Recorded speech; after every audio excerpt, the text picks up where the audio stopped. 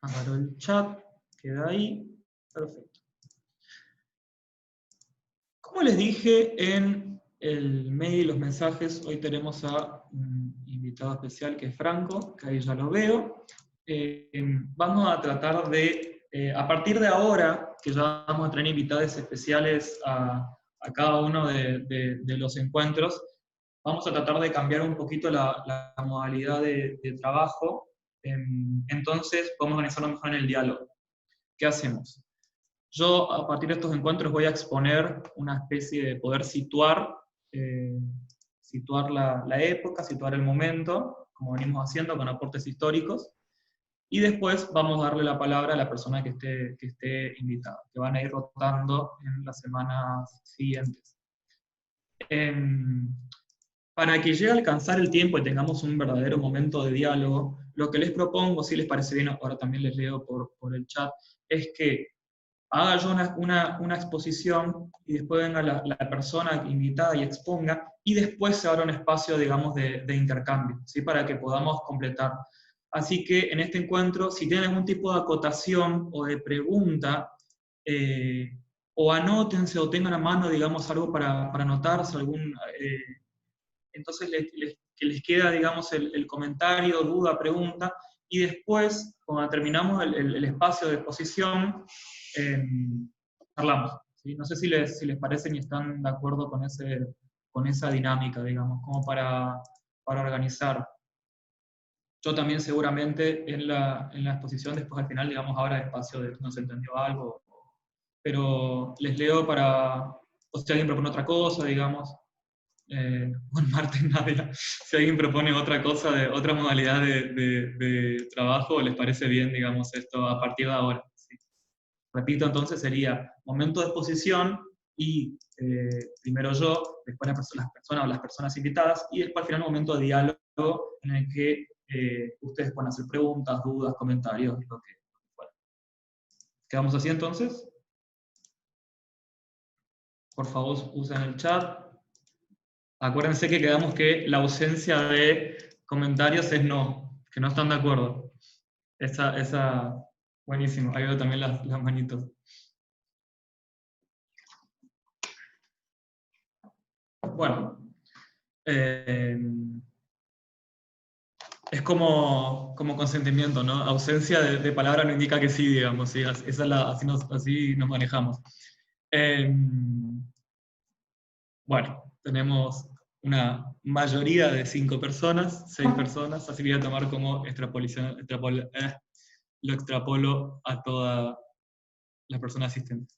Bien, entonces, en este encuentro tenemos un momento hiper interesante y mega importante porque realmente marca un antes y después, y también da la casualidad de que estamos a la mitad de los encuentros también, que son los 60.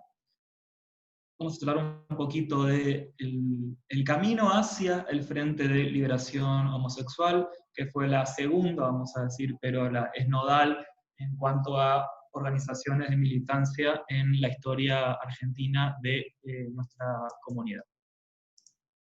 Entonces, arrancamos. Estamos acá, ¿vieron? Estamos justito en la mitad, nos quedan, sin contar 5 encuentros más, 5 semanas más, nos queda todo octubre.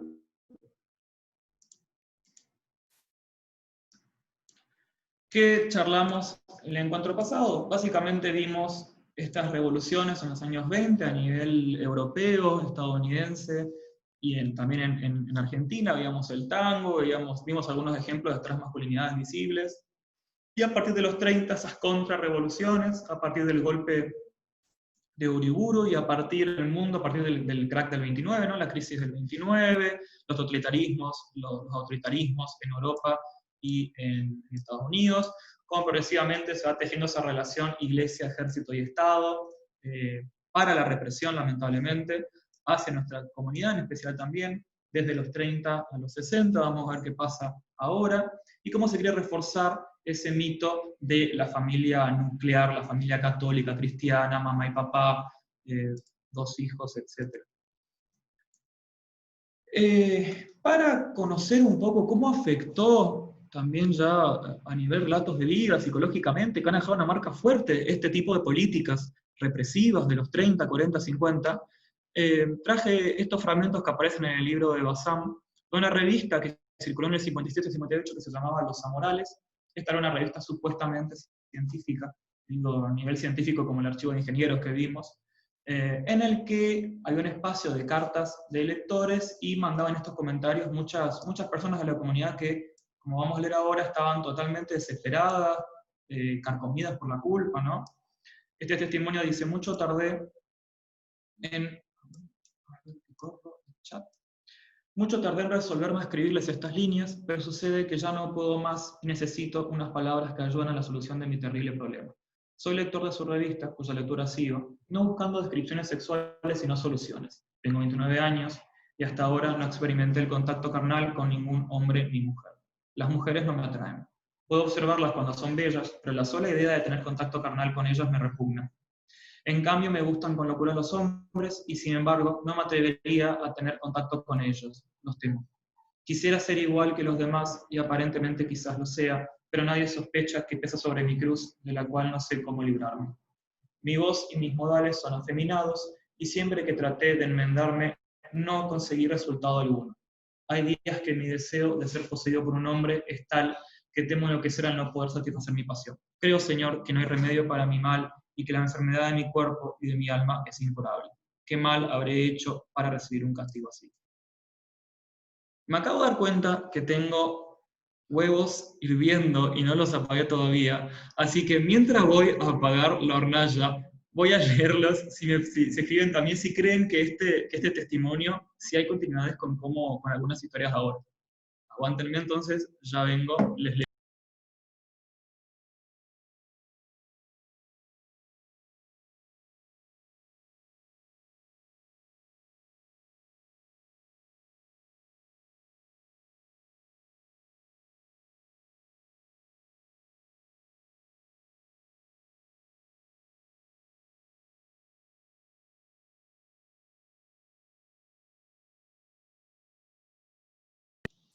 Una tarea tenía para cocinar, que era controlar que no explote los huevos. Bueno, eh, nadie escribió nada, espero que alguien esté escribiendo.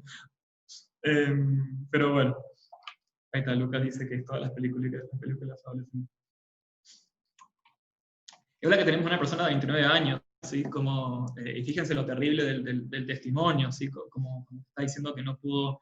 Yo creo que muchas personas, personalmente yo me puedo identificar un poco con eso, con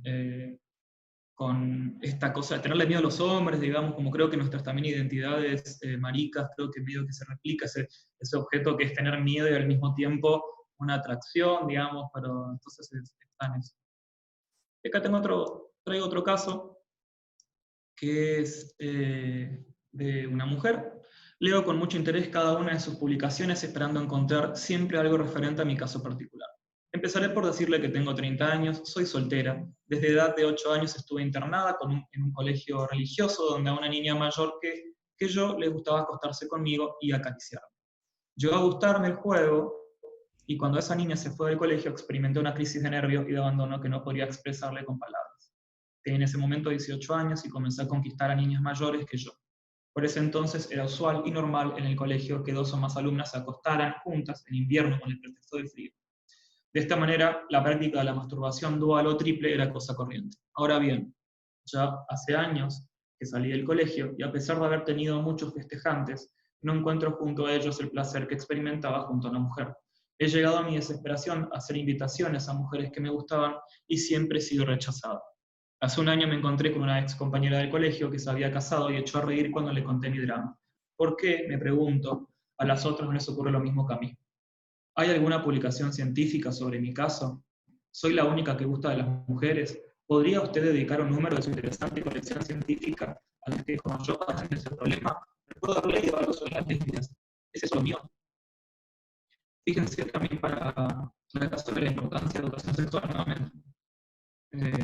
Es algo que siempre, ¿no?, que remarcábamos como este lugar de la soledad en la experiencia, de no no conozco a nadie que esté en la mía, ¿qué me pasa? ¿Me puede explicar usted qué me está pasando? Esa autoridad científica aparte. Las respuestas que no dije, las respuestas que le daban la editorial, eran en la misma línea de ingenieros, tipo, le preguntaban, che, pero ¿desde cuándo tenés esa inversión? ¿Qué pasó? Digamos, como que bien diagnosticadora, patologizante, pero vieron, estas son muy, muy fuertes y muy interpelantes, me parece, para nosotros, esas preguntas. ¿Soy la única? ¿Hay alguna publicación sobre mi caso? ¿Podría explicarme qué me pasa, digamos, ir como en infancia sin educación sexual, sin visibilización de las identidades, pasa esto? Si pasa, te sentís, eh, ahora digamos, única y detergente, diríamos, ahora en el mundo. Bueno, llegamos entonces a los 60. Es una super década, los 60. Son comparables un poco con los 20, en el sentido de que yo creo que hay una ilusión, una utopía de que se puede cambiar el mundo, y hay casos que así lo demuestran en ese momento. Entonces es una época increíble para las vanguardias artísticas también, igual que los 20. Eh, es la época de reconstrucción en Europa, pasaron las guerras mundiales, entonces es el momento de reconstrucción. Pero bueno, acá vemos que Estados Unidos se establece post Segunda Guerra Mundial como la potencia mundial junto a la Unión Soviética, en los dos polos, ¿no? La Guerra Fría, o estabas aliados con Estados Unidos o estabas aliados con la Unión Soviética. Se dan los procesos de descolonización en África y en el sudeste asiático. Fíjense qué tardía es para países africanos la descolonización. La Revolución Cubana en 1959, que eso no habíamos hablado en el encuentro pasado, que es importantísimo. ¿Por qué? Porque muestra que un grupo de jóvenes organizados pueden derrotar una dictadura, pueden tomar el Estado, pueden cambiar, ¿sí? Como esa idea de que un grupo de jóvenes armados puede tomar el Estado, porque realmente eran muy pocos en la Revolución Cubana, digamos, como la guerrilla cubana, es muy importante, porque afecta a todas las juventudes, digo, hasta del mundo, digamos, esa idea. Que tenemos la foto de arriba, ¿no?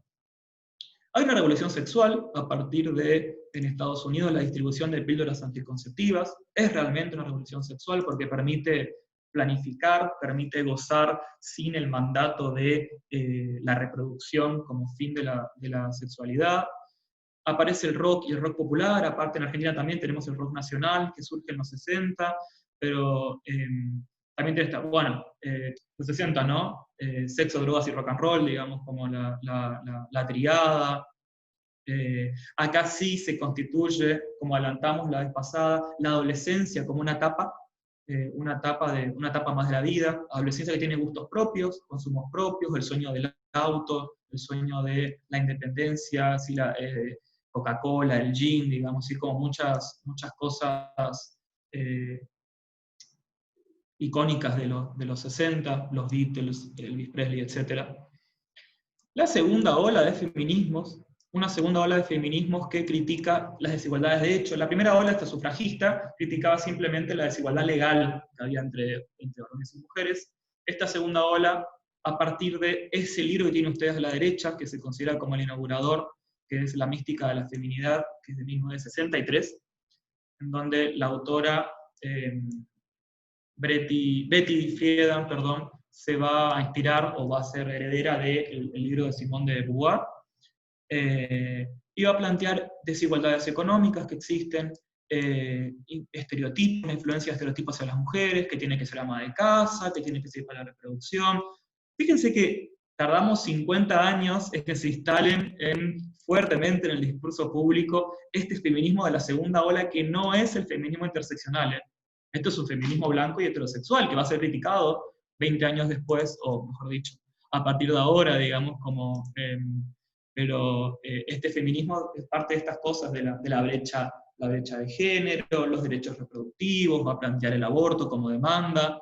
Pero bueno, fíjense que tardamos esos 50 años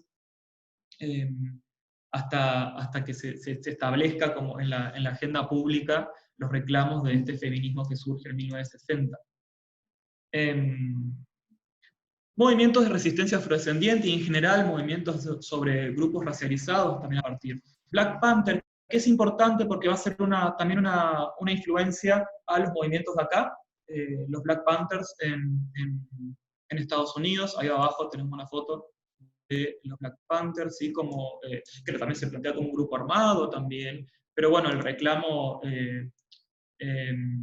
Martin Luther King, digamos, ¿sí? Como vienen a reclamos tanto civiles como de vuelta de hecho de las desigualdades raciales, podríamos decir. El boom latinoamericano de literatura, ¿sí? También pasa, es decir, entra Latinoamérica desde otro lugar artístico también, moralismo mexicano, digamos, como hay, se sitúa Latinoamérica desde otro lugar en la agenda mundial. Específicamente también tenemos nuestro boom argentino en literatura en los 60. También surge la teoría de la dependencia y la teología de la liberación. La teoría de la dependencia es esta teoría económica que surge también en el sur, en Latinoamérica, en América del Sur diría, también fuertemente, que plantea la subordinación de América Latina económicamente hacia Europa, hacia otros países. Desde acá ya viene el reclamo o el pensamiento, bueno, ¿cómo nos desatamos al dólar? ¿Cómo dejamos de depender de Estados Unidos económicamente, de Europa? Y la teología de la liberación, a partir del Concilio Vaticano II, en el 59, que va a ser importantísimo ese Concilio Vaticano, porque abre la idea de la opción por los pobres, que la Iglesia tiene un deber, así como Jesús, digamos, con los humildes. Entonces abre a una iglesia de base, vamos a decir, no tiene nada que ver con la iglesia que veíamos hasta ahora, el cura Villero, ¿sí? Como estas figuras que van a aparecer, vamos a decir una iglesia de izquierda, pónganla así, digamos, totalmente mal lo que digo, digamos, pero para que se entienda, como una teología que va a ser cercana al socialismo en algunos puntos, y o va a abrirse a esa lectura, digamos, va a permitir esa lectura.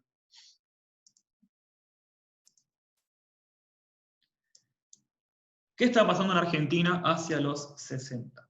Estamos en esta época que Portantiero llama la época del empate. ¿Por qué? Porque no hay ninguna fuerza que se pueda imponer realmente que pueda llenar el vacío que dejó el peronismo, que no es que dejó el peronismo porque quería, digamos, sino que lo hicieron dejar. No hay ninguna fuerza que se pueda imponer en la hegemonía estatal. Paso, y con la Sandra, nuevamente el formulario de asistencia.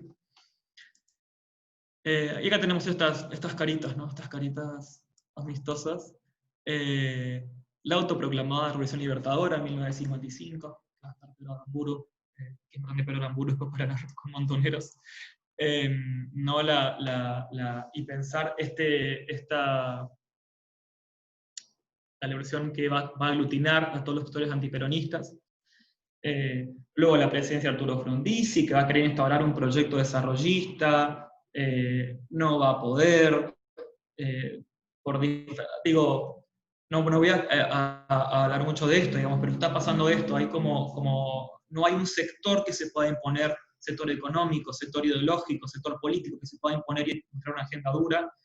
Y vamos a ver también cómo, tanto en el 62 como en el 66, tenemos dos golpes de Estado en una misma década, y el rol activo de las Fuerzas Armadas, acá tengo en el siguiente, ¿no?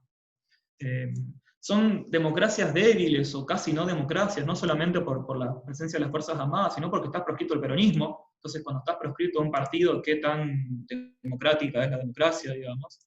Surge la resistencia peronista, está ese grafiti que es hermoso. Los yanquis, los rusos y las potencias reconocen a la Libertadora, hablando de la Revolución Libertadora. Villa Manuelita no. Ahí también se ve, digamos, la importancia de la tercera posición, ni Estados Unidos, ni URSS, ¿vieron? Los yanquis, los rusos y las potencias.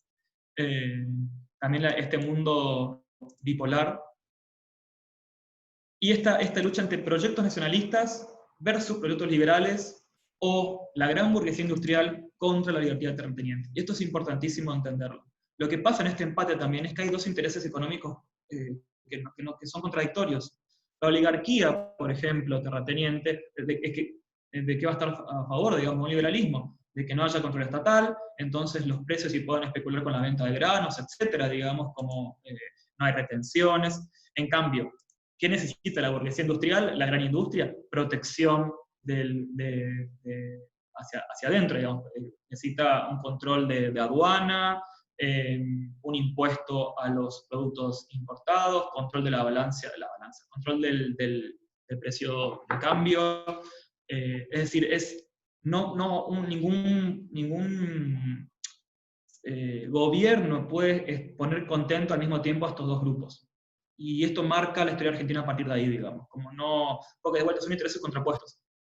La burguesía industrial, la industria la industria nacional obviamente, necesita de políticas que no tienen nada que ver con lo que necesita la oligarquía del campo. No es posible beneficiar a las dos. Y esta lucha en el empate también es este empate entre que no se puede imponer la oligarquía y tampoco se puede imponer la burguesía industrial, que son sectores poderosísimos ya económicamente en ese momento. Otro sector que está naciendo en esta época y que está a favor del liberalismo es el sector financiero, así como la gente que especula con la venta y compra de divisas, etc.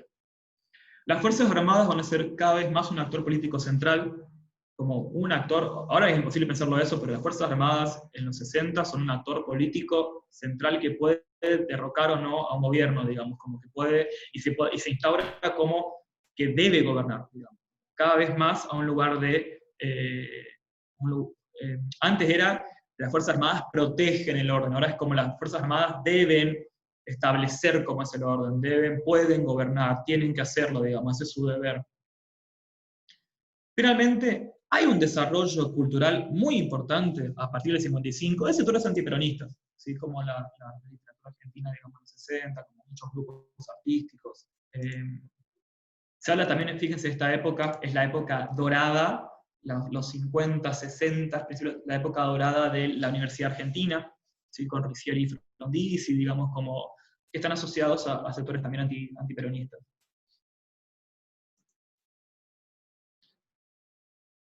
Bueno, ¿qué espacios de encuentro nómadas, vamos a decir, porque se desplazaban, cambiaban, había en los 60, esto ya también de los 50, ya que no hablamos un poquito? Los cines, y en esto está fuerte el discurso público del homosexual como depredador, como que vos te ibas con tu familia al cine y veías atrás tuyo que alguien se estaba masturbando, digamos, como un peligro del homosexual que acecha a hombres de bien que van al cine solamente, pero el cine era un lugar de encuentro. Todos estos lugares van a ver, sobre todo los lugares sexuales, tienen que ver con sexualidades masculinas, ¿sí? Porque también no hay mucho que se sepa, digamos, o al parecer, intuyo, no se sabe, digamos, pero siempre las sexualidades lésbicas o que salgan del parámetro varón-mujer, varón-varón, al parecer eran como más ocultas también, como por el patriarcado, ¿no? El varón puede disponer de una sexualidad pública, y como que al parecer las feminidades no podrían. Entonces, estaban los cines, las teteras también, que ya desde los 50 están. Teteras, te puse este datito, digamos, viene de las toilet room yankees, que significa baño, que se agregaban como tea room y tea, vieron que es té, entonces el argentinismo es tetera, así como una creación que me parece fantástica ahí. Gracias, Rodrigo, por el chiste. Yo tomo también los chistes como participación, y muchas gracias.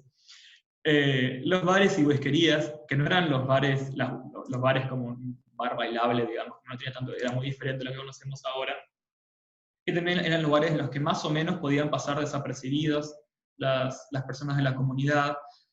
Digo que eran nómades porque si ya se juntaban muchos ahí, ya venía la policía con una redada y tenían que cambiar de lugar, digamos, y como esto que un poco también creo que va pasando, ¿no? Con algunos bares, como que nos vamos mudando del lugar de encuentro. Y también surge esta idea del telo, así como la Villa Cariño, el alojamiento, también como lugar importante de encuentro. Estos cuatro, digamos, van a ser objetos de políticas represivas fuertes durante el Onganiato. No hablé, y ya habrán visto, digamos, que no dije cosas importantes de los 60 porque quería separar los 60 con los fines de los 60, con los años 68 y 69, que se van a dar a nivel occidental latinoamericano también, un montón de estas revoluciones, ¿sí? Como un montón de procesos revolucionarios, de procesos de cambio.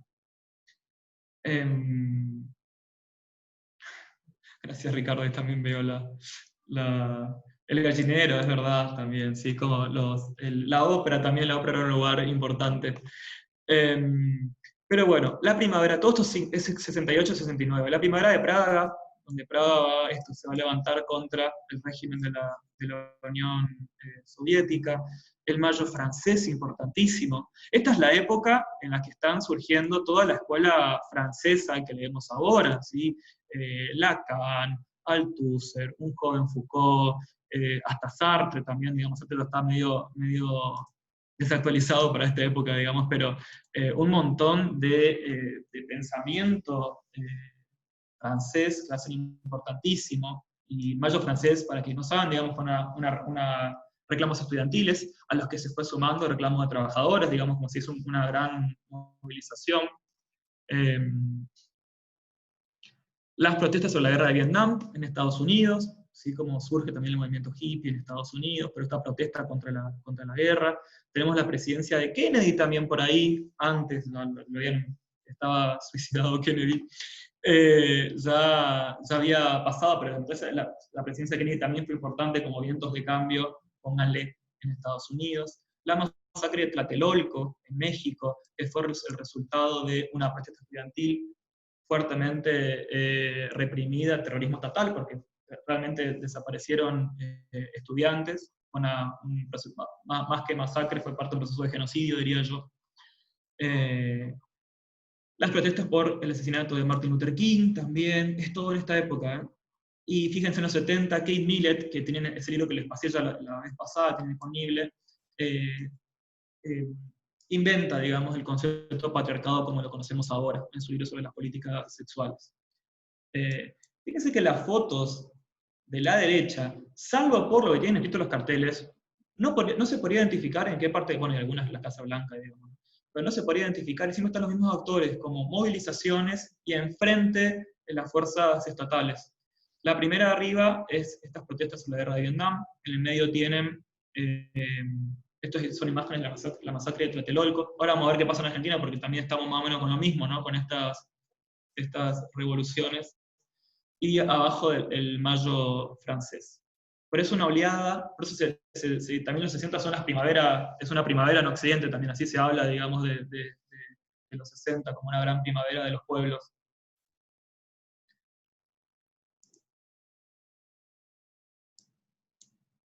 ¿Qué pasaba en relación a la comunidad? De esto no hablamos tampoco. En los 50 ya había en Estados Unidos organizaciones políticas homosexuales en ese momento. La Mattachine Society, que surge en 1950, y las hijas de Bilitis en 1955. Una era de homosexuales varones y otra de mujeres. Estas organizaciones estaban muy ya en el discurso de los que veíamos ya de 1920, como esta cosa de los homosexuales también somos personas, no somos delincuentes. Por eso digo que es un discurso que está dentro de la heteronorma un poco, ¿sí? Como dentro del modelo, porque es esto, es como también somos como ustedes, básicamente. Somos ahí como en eso abajo, digamos. Somos diferentes, pero somos como ustedes. Como podemos hacer familias, somos personas de bien, tenemos trabajo, mucho de este discurso, digamos, que es dentro de esto, la heteronorma, como lo aceptable para una persona heterosexual. No tiene que ver con lo que vamos a ver más adelante. Entonces, ¿y qué ofrecían, digamos, es eso, Benja, sí, como diferentes, que sigue, ¿no? Ese discurso, diferentes pero iguales, love is love, ¿por qué marchan? No van a decir por qué, por qué marchan, porque estas personas sí marchaban. Pero ya, que todavía, a ver, en esta época todavía es disidencia, podemos decir. Es todavía contestatario, ¿no? Es como algo fuerte. Que hacían una lucha legal, contención psicológica, daban lugares de encuentro, de charla, porque eran lugares bien, no teteras, ¿no? Sino lugares bien, de encuentro, de charlar. También tiene mucho este discurso de los homosexuales no somos depredadores, como nuestra sexualidad está contenida. Era como un discurso de buscar un espaciecito en esa normalidad heterosexual, digamos, como tratar de entrar ahí. Ahí tienen esas imágenes. Que no tiene nada que ver, y contra eso irrumpe Stonewall y el paradigma de lo gay que surge a fines de los 60, ya 70. A ver, ¿qué pasó entonces? Ya había un antecedente de Stonewall en lo que pasó en la cafetería Compton's en 1966. ¿Qué pasó ahí? Era un lugar de encuentro, también había travestis. ¿Sí? Ahora sí voy a hacer estos, para digamos, lo que pasa en Stonewall, voy a usar maricas, putos, travestis, digamos, ¿sí? Porque eran esas las identidades, como se autodenominaban. Entonces, en esta cafetería se juntaban, ¿no? Travestis y quisieron echar vino la policía, ¿no? Quiso echar a una mujer, a una travesti, porque le echó café, tuvo una discusión, le echó café, y se plantaron y dijeron, no nos echan, digamos. Digo, para que no se piense que Stonewall sale de la nada, digamos, ¿sí? Como ya había, y aparte hay más episodios de los que se van plantando ya y dicen, no, basta. ¿Por qué? Porque acá hacía la policía en ese momento en Estados Unidos, buscaba sobornos, era como que toleraba ciertos lugares, si se le pagaba sobornos, como si estaban medio tranquilos. Y esto pasó en Stonewall. ¿Sí? Stonewall era un bar en el que yo después voy a pasar, hay muchos documentales, hay muchísimo material sobre Stonewall. Con estas identidades, que eso sí quiero remarcar. Estas eran las identidades que estaban. La identidad de Butch, cuando hablamos es de esto de machona, ¿sí? como identidades drag, identidades travestis, como trabajadores sexuales, eran como la escoria, vamos a decir, ¿sí? como lo que no podría ser admitido. Por eso que hay un pasaje de lo que fue la Mattachine Society, etc., a esto. Estos eran los que no querían encajar, digamos, como no podían encajar en la heteronorma. Digo esto porque hay medio un whitewashing, un lavaje, digamos, de Stonewall ahora, en que parecería que Stonewall eran varones gays, como varones gays blancos, y no tenía nada que ver, digamos, con quienes lideraron estas revueltas. Revueltas fueron, ¿no? Contra la policía, así como ahí me acuerdo de William, perdón, nadie murió en Stonewall, no hubo muertes, pero bueno, digamos, como tiene que ver esto, ¿no? Con enfrentamiento contra la policía nuevamente. Acá se la identidad gay. La identidad gay también es muy diferente de lo que conocemos ahora como gay, porque en ese momento gay es un significante mucho más inclusivo, es como la comunidad gay, no es varón gay, y venía a luchar contra homosexual que ya estaba patologizado. Entonces gay era como otra palabra, como reivindicar, digamos, era también un insulto que es como reivindicado. Y el orgullo gay aparece acá. Por fin, digamos, este es el primer momento en la historia en el que se puede reivindicar el orgullo. Antes era como, bueno, somos diferentes, pero no era algo para estar orgulloso el ser gay. En este momento entonces se reivindica como algo positivo la sexualidad. Digo, no es algo malo, no es casi una discapacidad, digamos, a ese punto de discapacidad que se lo pone, sino como algo de lo que estar orgulloso. Y el gay power, también, que otra cosa pinguayeada ahora, digamos, como los, no sé, gay power, no tiene nada que ver con lo que en ese momento era el gay power, que el gay power es el mismo que el black power, por ejemplo, las Panteras Negras. A ese nivel está black power, gay power. Las imágenes de Stonewall ahí tienen, bueno, está Marsha Johnson, ¿no? Y Silvia Rivera, como ahí leo Antonella. Sí, es como, sí, Bach tenía que ver con eso. También se aplicaba a varones homosexuales a veces, digamos, como, ay, es una marica que se hace ahora diríamos musculoca, digamos, pero en ese momento Bach, en Estados Unidos, Bach tiene que ver con esto, con una identidad machona, ¿sí? Como tiene que ver con eso, con el Bach. Y estoy leyendo. Exactamente, sí, lo que va pasando con eso. Van a irrumpir con la presencia pública, si no, es eso, es ocupar la calle, realmente es ocupar la calle. Y por eso es que ahora decimos que es necesario el orgullo, ¿no? Para ocupar la calle y mostrar orgullo. Porque si no, digamos, eso siempre digo, si no decimos en comunidad que estamos orgullosos, nadie nos lo va a decir. Entonces es algo que realmente hay que decirlo en voz alta para crear ese sentimiento de orgullo. Al igual, y bueno, vamos a ver qué cercanías hay con... Es más, ahí Franco después les puede contar que había una persona que pertenece al Frente que estaba en este movimiento, que es el Gay Liberation Front, que la traducción es Frente de Liberación Gay. Fíjense qué parecido Frente de Liberación Homosexual.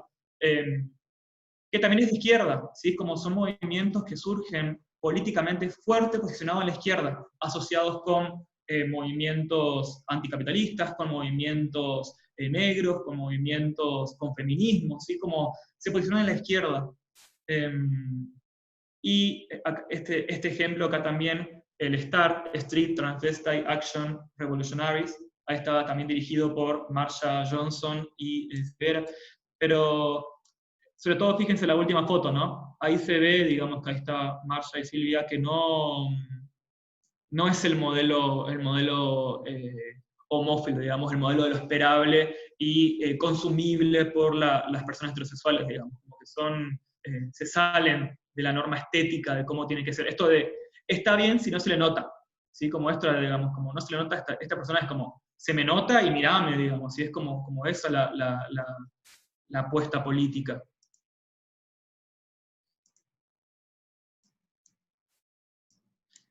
Vamos a Argentina, salimos de Stonewall, vámonos a Argentina, digamos, cómo nos estaba yendo en Argentina, y bastante mal, ¿no? Porque estamos con el golpe a Ilia, se corona la llamada Revolución Argentina, desde el 66 al 73.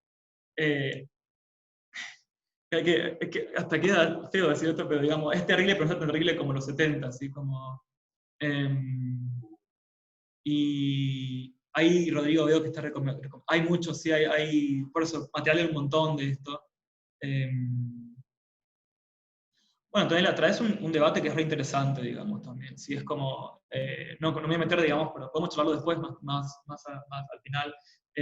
Si no reproducimos a veces estereotipos. El modelo de relación masculina, en esa época, eso también me puede decir Ricardo al final, era la loca y el chongo también. La loca y el chongo, y eso uno puede plantearse si reproduce o no parámetros heteronormados. Se puede plantear. Pero bueno, vamos a charlarlo al final, que es re interesante ese debate. Si no reproducimos a veces en pareja la lógica de quién es la mamá y quién es el papá, digamos, básicamente. Bueno, vuelvo a la versión argentina. Pero vamos a ver qué coincide con lo que está pasando en el mundo. No, como dirías Macri, volvimos al mundo. ¿Qué pasaba? El golpe de Onganía contra Ilia, sí, Ilia ya era, ¿no? como fuertemente atacado en alianza con la prensa. El golpe de Ilia creo que es uno de los primeros golpes en que la prensa juega un agente muy fuerte en el golpe. Onganía, después Livingston y Lanús. Con sus tres tiempos, si recuerdan el tiempo económico, el tiempo, etc. ¿Qué hace Onganía en la práctica? Digamos, suprime los sindicatos, suprime las huelgas, que se había alcanzado un poquito Frondizi sobre todo va a ser alguien que va a negociar con los sindicatos. A ver, dentro de la resistencia peronista estaban fuertemente los sindicatos, ¿sí? los grandes sindicatos no peronistas, pero no, sí que Bandor, ¿no? Como un montón de gente que hizo su cuota de poder. En el gobierno de Onganía también se hace una fuerte persecución a la universidad, hasta la noche los bastones largos, empieza la fuga de cerebros, lamentablemente, Argentina, así como muchas personas muy importantes para la ciencia argentina se van a ir, son expulsados. Y pongo esto de la tía Margarita. La tía Margarita era Luis Margaride, era un comisario, que así se le decía dentro de la comunidad, la tía Margarita, porque era un aviso, ¿no? Como un aviso medio código, guarda que vienen los de la tía Margarita, digamos, como, porque la política venía a ser la de las redadas, ¿no? A ver, iban a los telos y pedían las libretas matrimoniales cuando salían a ver si estaban casados los dos, tipo, fíjense esto, si eso decían a las parejas heterosexuales, como habrán sido, digamos, con nuestra comunidad. Iban a los cines, iban a las whiskerías, y como hacían estas redadas, era común esa política. Acá también es el Onganiato, lo que se conoce como, aparece esto del cortar el pelo, sí, varones con el pelo corto, eso se les cortaba el pelo, digamos, como no es simbólico, digamos, sino que se les cortaba el pelo. a las mujeres se les bajaba la minifalda, digamos, como se les cortaban los pantalones, ¿sí? Como bien querían encajar, quieren esto de la nación católica, digamos, como que Rumanía lo quiere marcar muy fuerte. En esta época encima están canciones como Extraño de pelo largo, el musical Hair, ¿sí? Como hay toda una cosa del pelo como liberación, también del pelo largo, digamos, como Rumanía viene a cortar, digamos, como muy fuerte, ¿no? Simbólicamente esto de vamos a cortar el pelo, que es el símbolo de libertad, enemigo, digamos, de la adolescencia, básicamente, Rumanía. Y bueno, llegamos sí a nuestros fines de los 60. Que fíjense, justo el mismo año, esto que pasaba, todo lo que pasaba en 68, 69, acá la réplica, vamos a decir, lo que pasa es el cordobazo, y todos los asos, desde el 69 hasta el 71, 72, más o menos, todos los asos, que se da esta alianza particular y queridísima por la izquierda entre obreros y estudiantes, que eso es rarísimo, ¿sí? Que se dé esta unión. En el cordobazo se da, ¿sí? Como justo Manía había ido contra los sindicatos y la universidad, y bueno, se había ganado, digamos, ese enemigo que es la Unión Obrera y el movimiento estudiantil. Y bueno, el viborazo, el rosariazo. Quería acá recordar algo que creo que sabemos muy poco también, que fue el correntinazo, que fue hasta anterior del cordobazo encima del correntinazo. Eso fue importante saberlo. En donde, a partir de protestas porque se privatizó el comedor de la UNE, el Estado reprimió y asesinaron a Juan José Cabral, que era un estudiante de medicina de 22 años. Y ahora van a ver quienes están en Corrientes, en la plaza Sargento Cabral, que no tiene que ver, digamos, con este Juan José Cabral, ojalá, hay un memorial, no sé cómo diría, como un récord, no sé la palabra, sí, pero no hay drama, Francisco, spameo de vuelta el formulario de asistencia.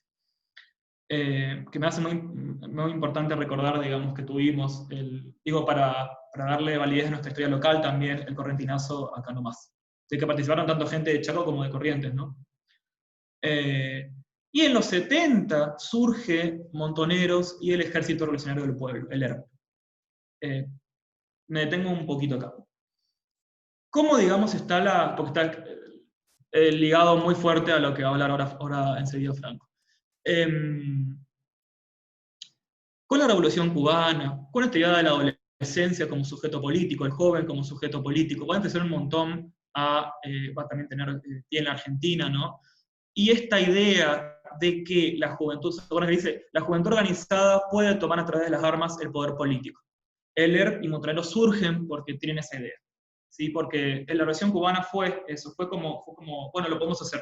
Si fue bueno, esto es posible que tengamos el poder político, es posible que lleguemos al socialismo. Ahí va a haber las dos respuestas, ¿no? Montoneros va a decir, bueno, socialismo a través del peronismo, que bueno, vamos a ver el que viene, qué pasó cuando volvió Perón. El socialismo a través del peronismo, spoiler alert, no se pudo llegar al socialismo por el peronismo. Y el ERP va a hacer una respuesta contraria, ¿no? Como que no es el peronismo, o el peronismo es un obstáculo para el nacionalsocialismo. Acá tengo, les voy a escribir por el chat, un ejemplo que es maravilloso para entender también el poder del punto y de la pausa.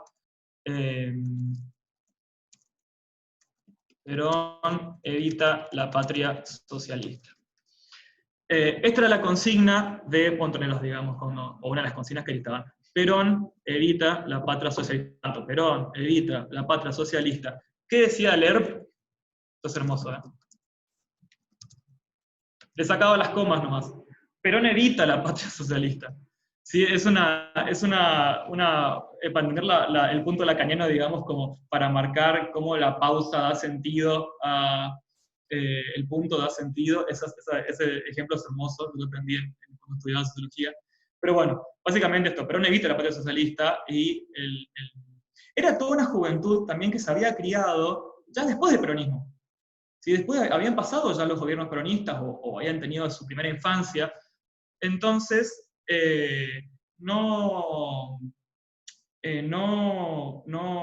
ver, se habían criado con una ilusión, porque se creó mucho, ¿no? La cosa de, bueno, va a venir Perón de vuelta, y nos va a ayudar, ese mito de casi Jesucristo, digamos, ¿no? Como que va a volver y va a estar todo bien, vamos a volver, digamos, también como deja piques en el ahora, ¿no?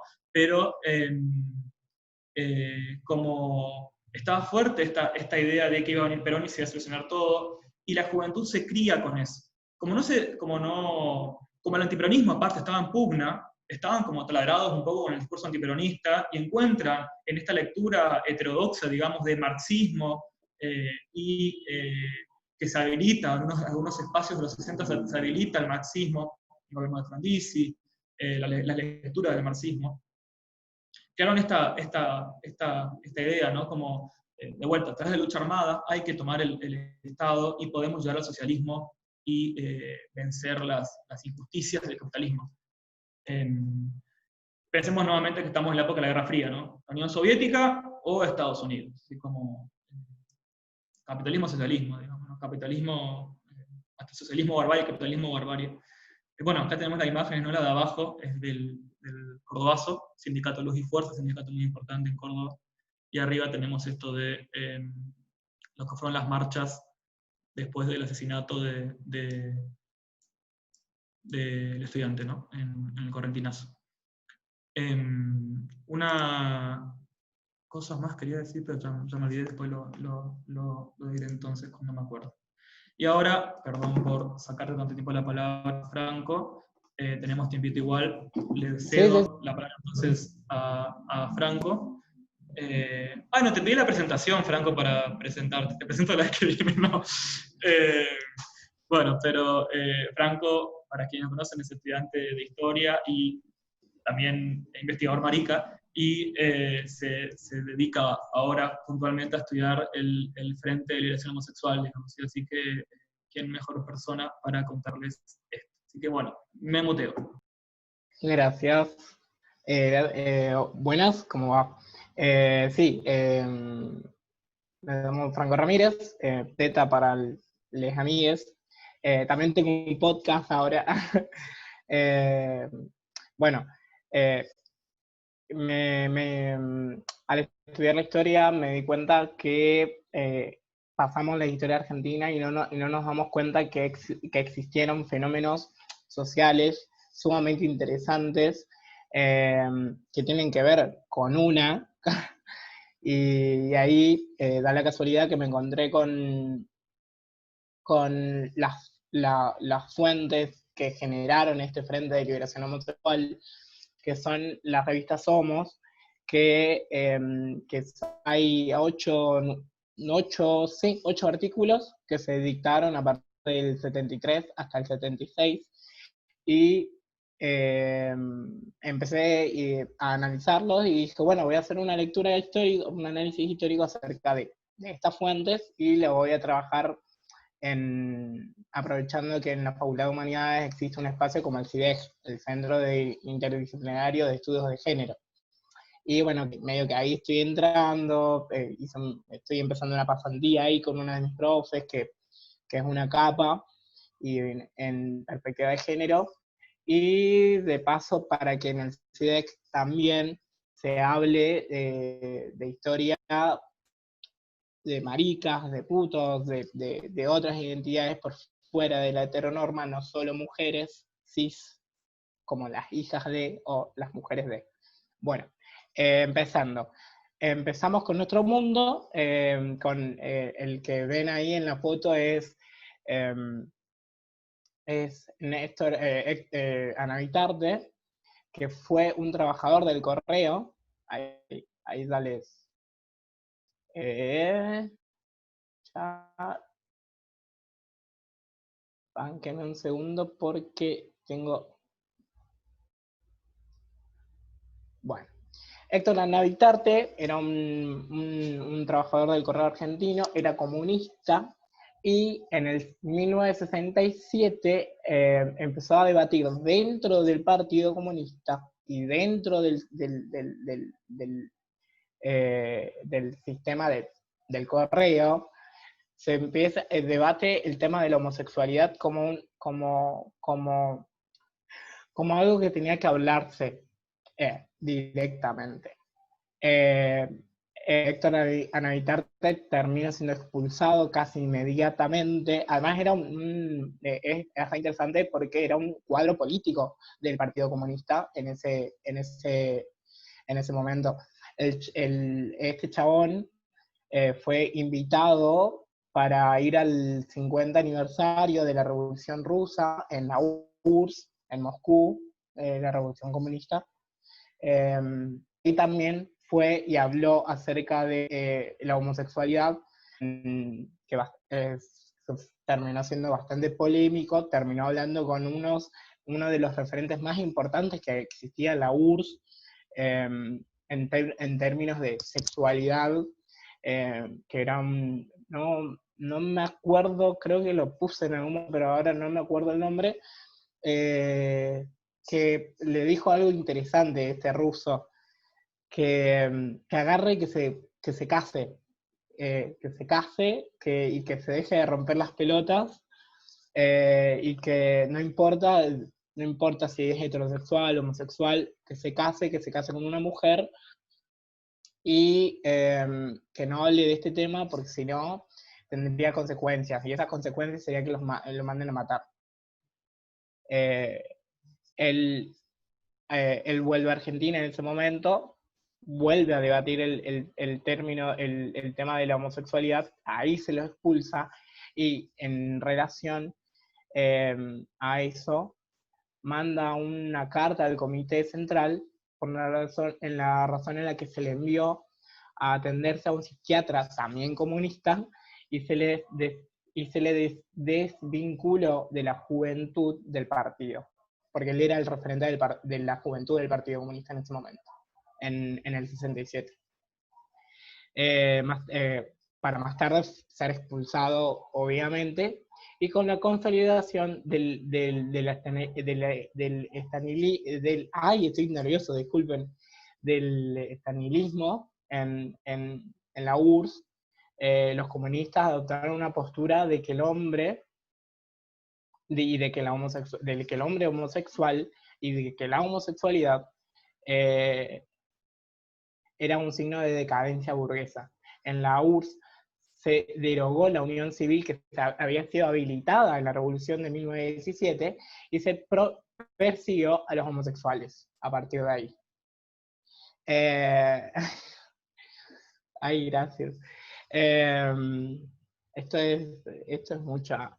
Anavitarte, junto a otros comunistas del Correo Argentino, por ejemplo, un gremialista de la Unión Personal Civil de la Nación, de la sección de Loma de Zamora, un vendedor de máquinas de escribir que tenía esposa e hijos, y un joven vendedor de seguros, formarían el grupo Nuestro Mundo. Y ahí es donde empieza todo.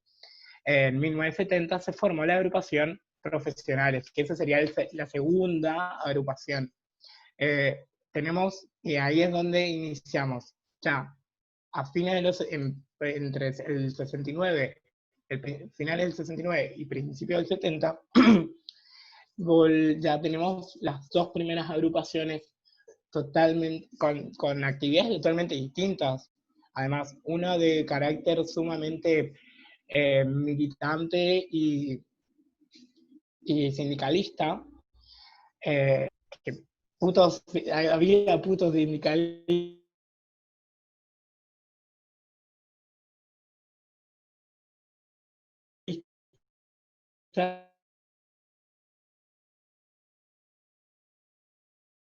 encontrar nombres muy reconocidos como profesionales. También era una agrupación de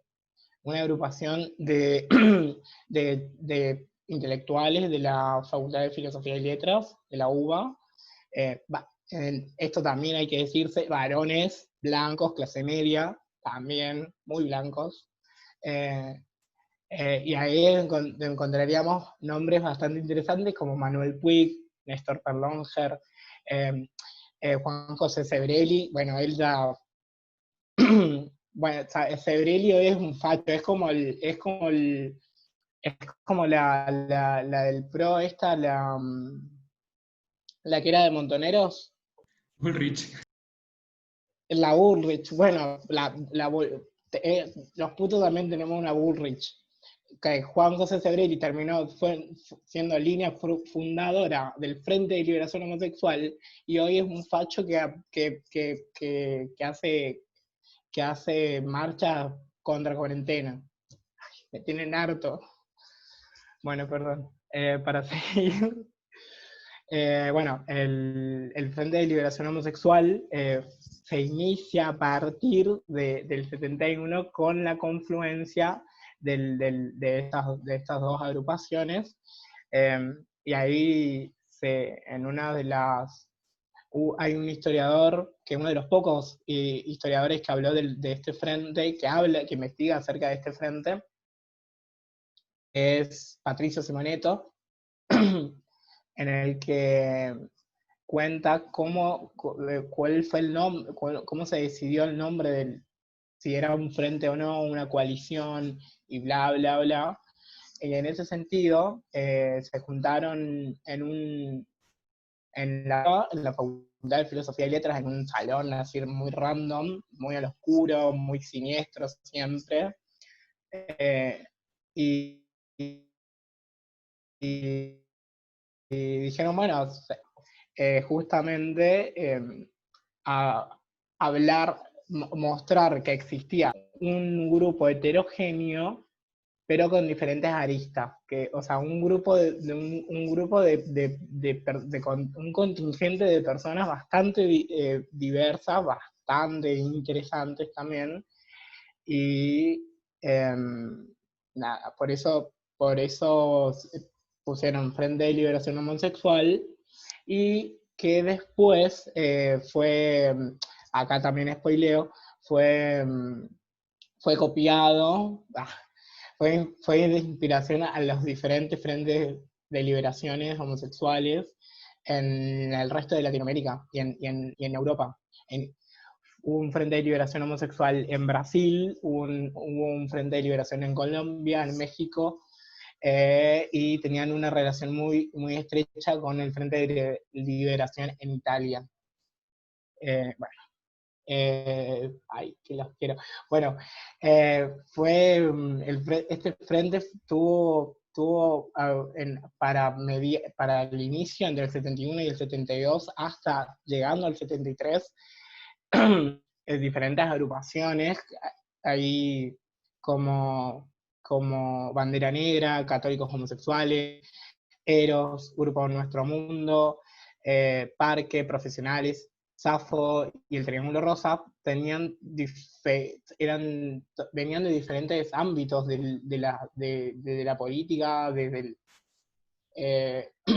diferentes espacios. Por ejemplo, Eros era un grupo de lesbianas muy minoritario, creo que habrán sido 5 o 6 personas, 5 o 6 mujeres lesbianas o lesbianas, solamente capaz de decir mujeres es un poco atrevido. Bueno, también estaban los católicos homosexuales, que eso es como, wow. También había otro grupo que se llamaba Emanuel, que eran cristianos homosexuales, Emanuel con una M,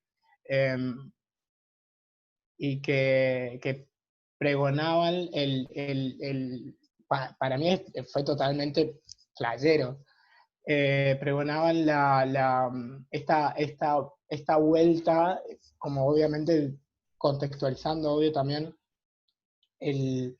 una idea de una eticidad en el cristianismo, que tenía que abarcar a todos, tenía que incluir a todos, y, y nada, por eso es como sumamente interesante este frente, por la capacidad de la grupalidad que terminó convirtiendo este frente. Y por eso todavía no lo termino, es interminable, siempre encuentro cosas nuevas, cosas fuentes que no están muy trabajadas, termina siendo un trabajo bastante interesante, porque creo que no habrá más de 15 en todo el país, entre ensayos, tesis, de grado o tesis de doctorado, y bueno, bastante, me está costando bastante terminarlo. Y nada.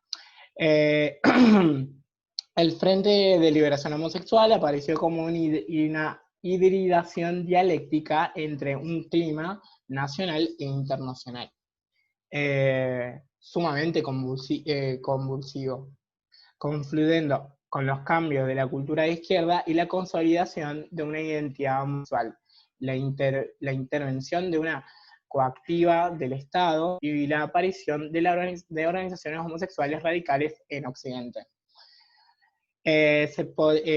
A mí me gusta pensar que este Frente de Liberación Homosexual tuvo, obviamente en su contexto, y como hijos de su tiempo, tuvieron medidas sumamente, tomaron medidas sumamente radicales, pero a la vez también trataban de tener cintura política, en el sentido de que siempre trataron de pululear en ámbitos, por ejemplo, en alianzas con los peronismos.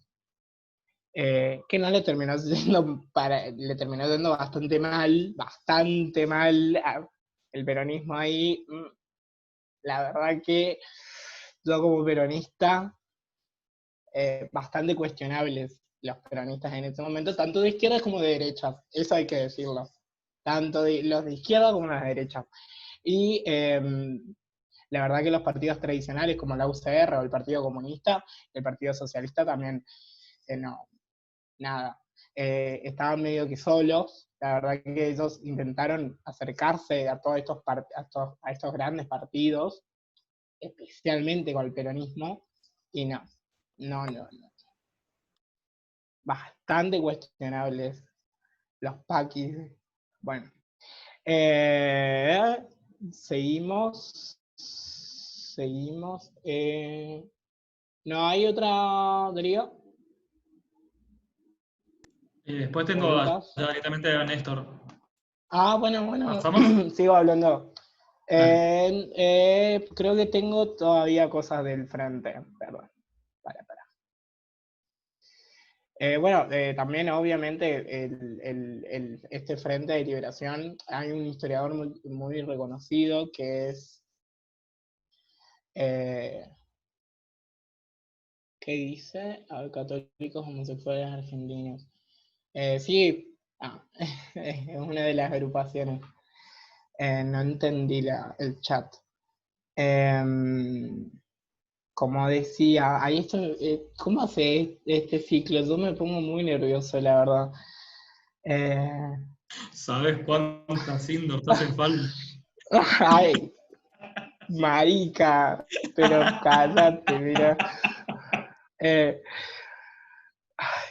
bueno, algo interesante que uno logra concebir entendiendo el contexto y entendiendo un poco, y esto lo hablo como varón o una identidad masculina, como el negro puto kirchnerista que soy, que dice en todas mis redes, en todas,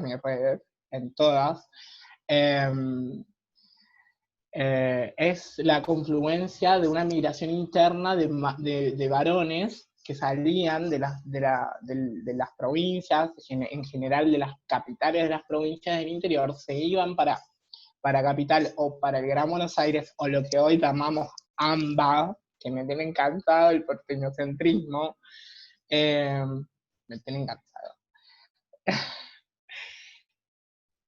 La CHA no existía todavía, la CHA aparece en el 80 y pico. Después, en el 84 empieza la CHA, se origina la CHA. Sí, se podría, entre paréntesis, ¿no?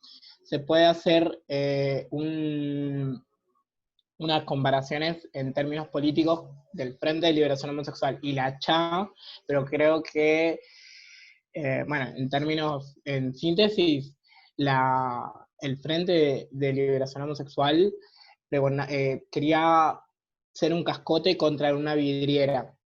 Y esa vidriera era el primero, el sistema capitalista, segundo, el patriarcado, y tercero, el Estado represor. Después la CHA, y que no estábamos en busca de derechos, o sea, estábamos buscando, justamente como dijo Darío hoy, estábamos buscando imponer su presencia, imponer una cuestión identitaria en relación a, mira, no soy un enfermo, soy un homosexual, no soy un enfermo, convivo con vos, estudio con vos, trabajo con vos, eh, eh, y no es que decían, ay, que queremos derechos civiles, no estaban en busca de derechos civiles estrictamente, querían romper un poquito, bastante troscos estaban en ese momento, la verdad, pero querían romper bastante, una en su la primera edición de Somos, que mostraría el encuentro que viene, eh, em, empieza con un título bastante fuerte, bastante interesante, como una cosa así como revolución sexual, y termina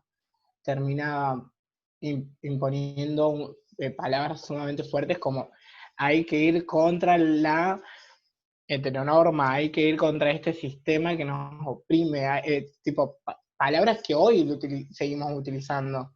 Por eso es como, tenían un discurso que sigue vigente y que capaz entre las dictaduras del 76, ese discurso se dispersó o se borró. Por eso creo que me parece un sujeto a investigar muy importante para también la construcción de una memoria, que hoy justamente estamos hablando, y hay un montón de proyectos como la memoria trans, o las memorias del sur, que hay donde están trabajando investigadores como Facu Saxe, que es uno que lo tengo en redes y que creo que capaz me está viendo. Y que lo quiero mucho. Eh, y que justamente lo importante de que es reconstruir una memoria y romper con esa idea de una memoria heterosexual obligatoria, y que los paquis no tengan ese privilegio, la verdad, que se mate. Ah, perdón. Perdón, Darío. Te estoy teniendo de putear la conversación, ese ciclo. Bueno, ahí busco y ya llego a lo interesante de esto. Hay que decir también que este evento de liberación homosexual fue bastante interesante porque los trolos son internacionales y troleaban, donde, por ejemplo, Héctor Latrónico, uno de los también de los miembros de profesionales, terminó migrando a Estados Unidos, y ahí es donde, como dijo antes Darío, él se muda a Brooklyn, y se junta con los chabones con las personas que estuvieron en Stonewall, que fueron partícipes de Stonewall, y ahí generan lazos, vínculos de formación, se escribían cartas, bastante piolas, la verdad, que sería el Gay Liberation Front, eh, y ahí después Néstor Latrónico termina volviendo a la Argentina en el 73, y después se termina exiliando de vuelta en el 76 con la llegada de la nueva dictadura.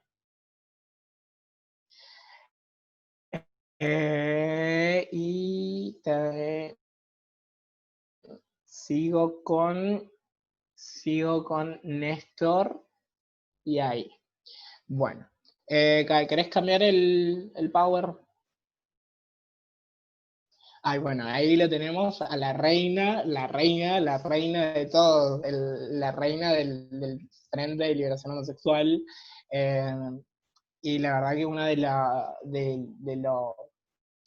los profesionales, sí, Néstor Latrónico. Ahí está. Gracias, Darío. Bueno, Néstor Perlonger, eh, que terminó siendo, fue sociólogo como Darío, eh, fue sociólogo y fue antropólogo. Es bastante interesante porque él fue capaz si comparamos ay, no me el Carlos Jauregui de este momento, previo el Carlos Jauregui del Frente de Liberación Homosexual. Eh, Porque claramente en términos de su personalidad y su trabajo y sus ganas de romper todo, eh, fue lo que fue lo que hizo que después tenga que exiliarse en Brasil. Teníamos un apodo bastante interesante que era Rosa de Luxemburgo, que le bardeaban, era un bardeo interno entre los miembros de este frente. Eh, y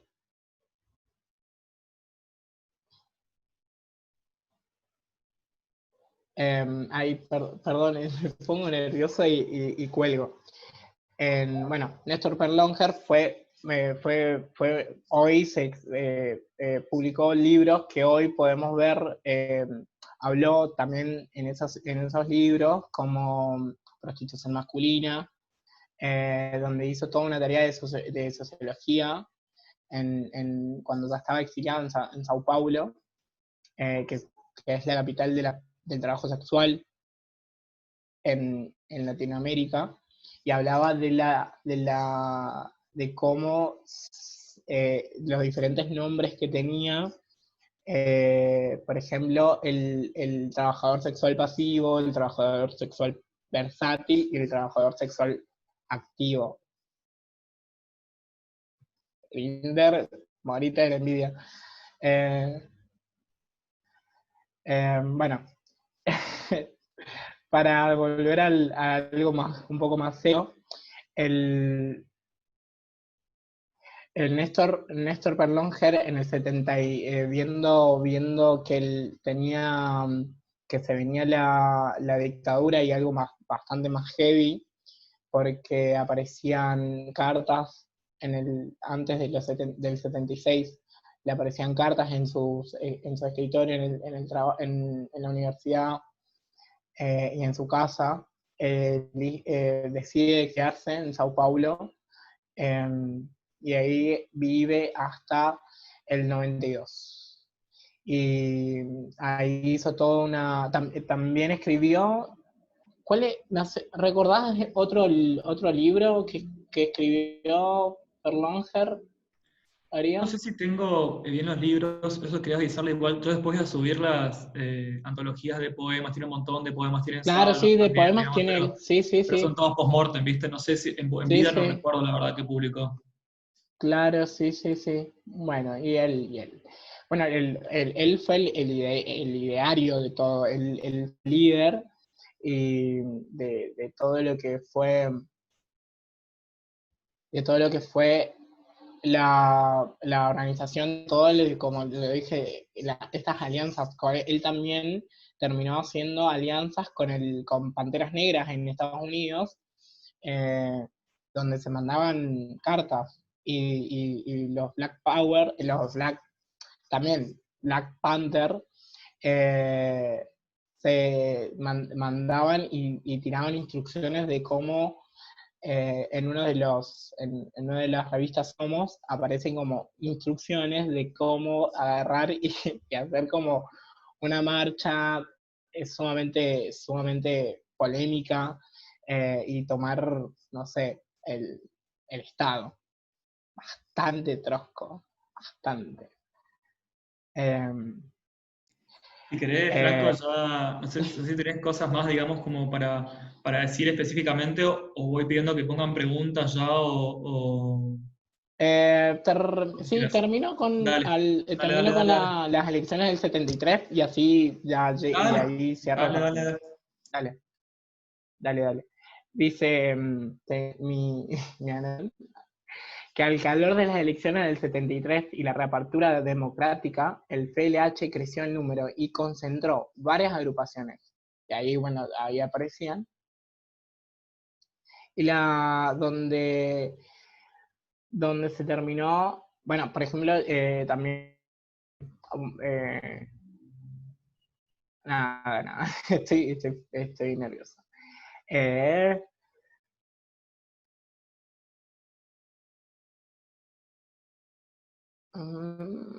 no, ya terminé. Perdón, Darío, ya está. Ya está. Ya está porque lo No que pasa tengo nada. es lo de después del 74. Claro, claro, por eso. Por A eso, por ver, eso. retomo algunas cosas que dijiste. No, igual, digo, hay algo que es re difícil, que es hablar en este contexto en Zoom, por eso lo hace juego ¿no? Con que pongan las cámaras y bla, digamos, porque no ver ningún tipo de reacción, digamos, no escuchar nada de qué está. Y para alguien que habla, es re importante ver las reacciones, ver la risa, ver no, digamos, Claro, para entender. claro. Como, entiendo en ese sentido, digamos, como es problemático, digamos. Como que se pierde mucho lo afectivo, ¿no?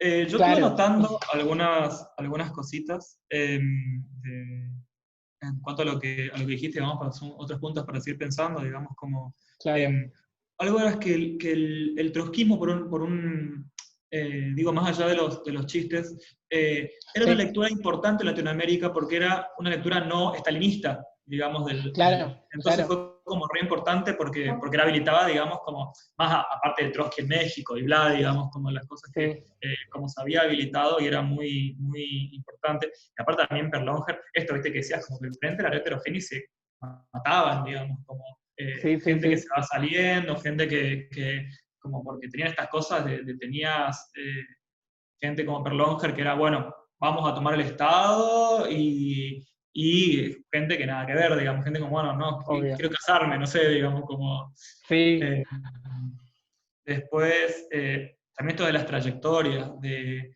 esto que decías de Sebrelli, y es algo que es re interesante. Ese pasaje hay muchos, yo me acuerdo que me contaban a mí que había muchos maoístas, muchos trotskistas que sí, después incluso peronistas de izquierda, pasan los 70, ¿viste? Y se hacen CEOs de empresa, digamos, ¿no? Como que cambian 180 grados la posición política. Esto del machismo en la izquierda también parece interesante, como lo podemos hablar más, digamos, ahora cuando vemos el punto que viene relación con el peronismo, claro. que es pensar como el machismo que había en la izquierda de la época.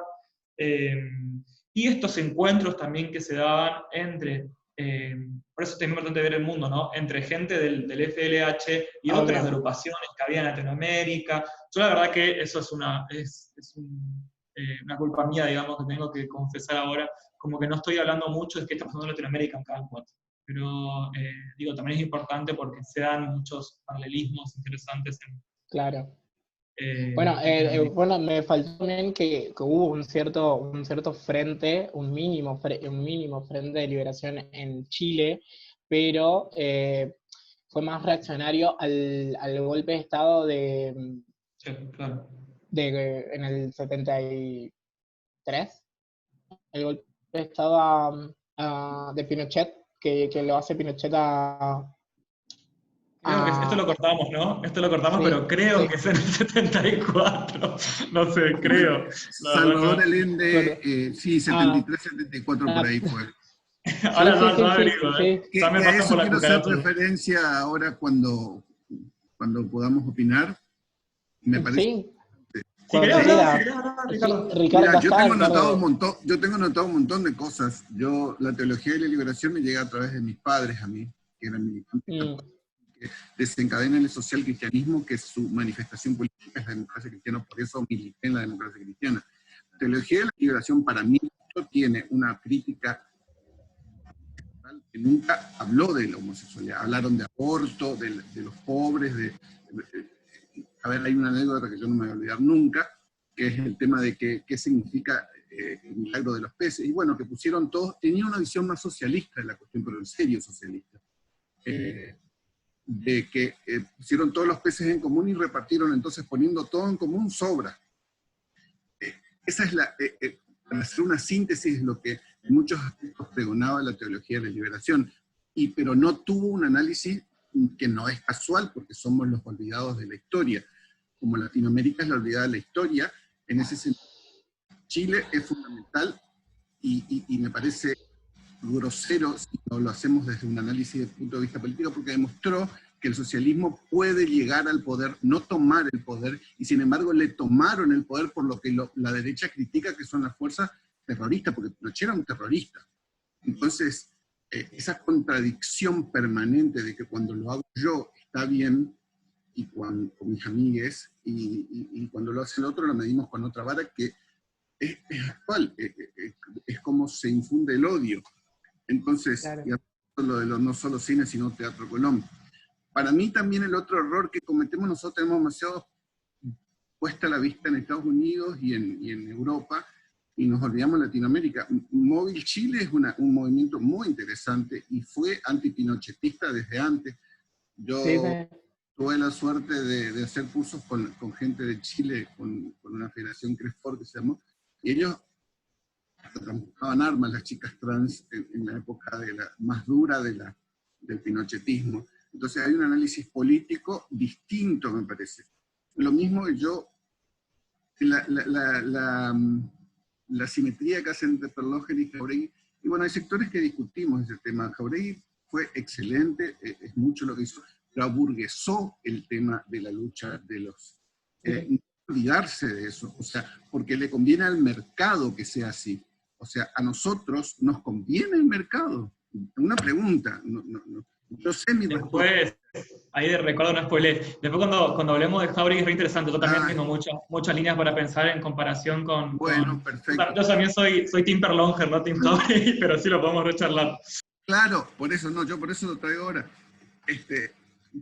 El tema de...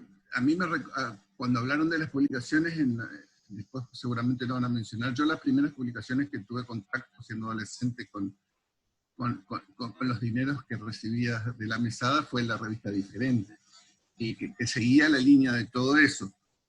Yo le escribí ahí a Franco que uno de los que estuvo y fue echado del PC fue Rafael Freda, que está bastante invisibilizado porque tenía posturas. Tuve la suerte, o tengo la suerte de estar en contacto con él, y trabajamos juntos en muchos aspectos.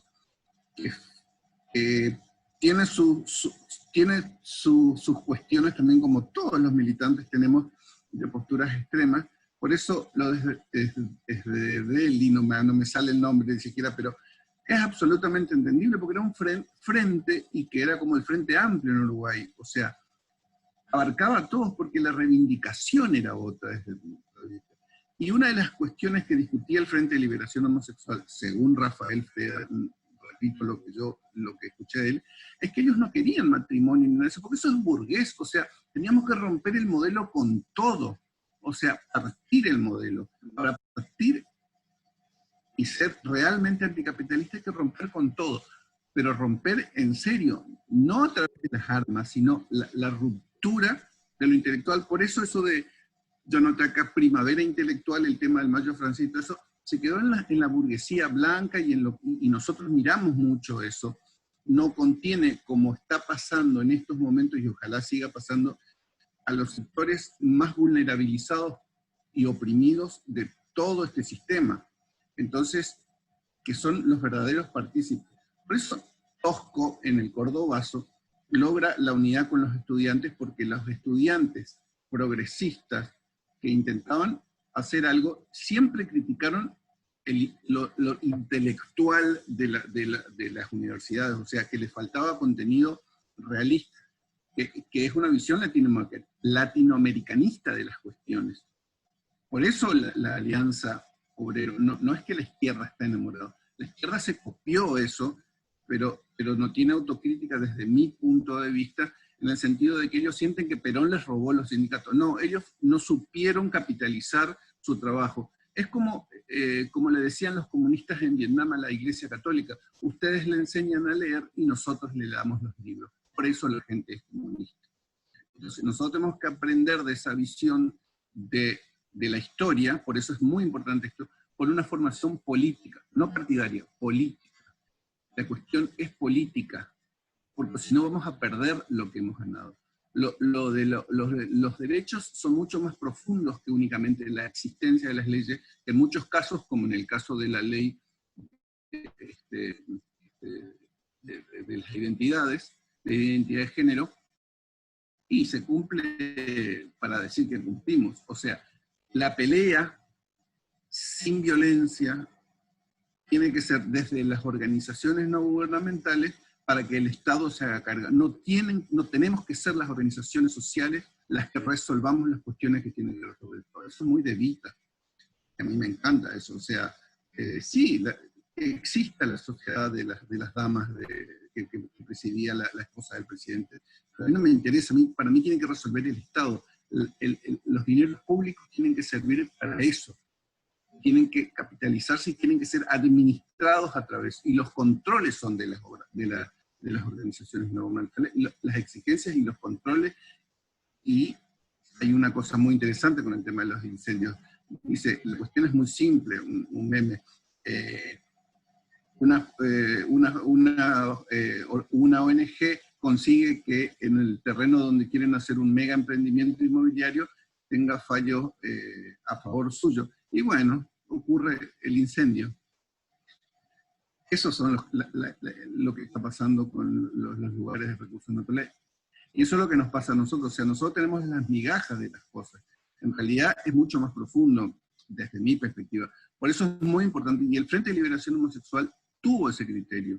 Tenía esa, y tenía la concepción de lo que es frente. Por eso estaban personas como la Burlis de ese momento, que es Perlonger, que vive todavía, y que no me sorprende por su pertenencia social. Eso no hay que olvidarse tampoco, que tiene que estar incluido. O sea, hay una cosa interesante que se dijo cuando preguntaban eso de la loca o el chongo y todo lo demás. Mientras vos no seas visible, yo creo que sigue pasando. Me pasó a mí. Cuando mi familia se entera que por lo menos soy bisexual, como dije yo en ese momento, y bueno, casate, qué sé yo, no importa. O sea, por eso la iglesia no puede discutir este tema, porque es más importante la apariencia que el fondo. Y eso no nos tiene que pasar. Aparentemente somos progresistas porque tenemos una ley de identidad de género. No, pero falta mucho por hacer. Aparentemente somos progresistas por matrimonio igualitario. Aparentemente, pero en realidad hay una deconstrucción social como para que ocurran estas cosas. Yo creo que no. Y creo que tampoco el rumbo que toman los INADI, las Secretarías de Derechos Humanos, con todas sus cosas, no articulan suficientemente bien ni toman en cuenta los reclamos de los más excluidos dentro de los excluidos. Me parece que esa es la cuestión de cómo nos posicionamos políticamente. O sea, ¿por qué es necesario definir algo? No tienen definición, nosotros no tenemos definición. Y eso es lo que planteaba en parte el Frente de Liberación Homosexual, desde donde lo veo yo. O sea, ¿por qué nos tenemos que definir? ¿Para la academia? Y bueno, ahí estamos errando. No vivimos en la academia. Un sector vive en la academia, sí, y es respetable. Y está bien, y es bueno que lo hagan. Pero no resignarnos a estar bajo el influjo de lo que viene de afuera, de lo que no es latinoamericanismo, sin dejar de ver lo que pasa y cómo construimos desde nosotros. Que me parece lo más interesante del Frente de Liberación Homosexual para mí.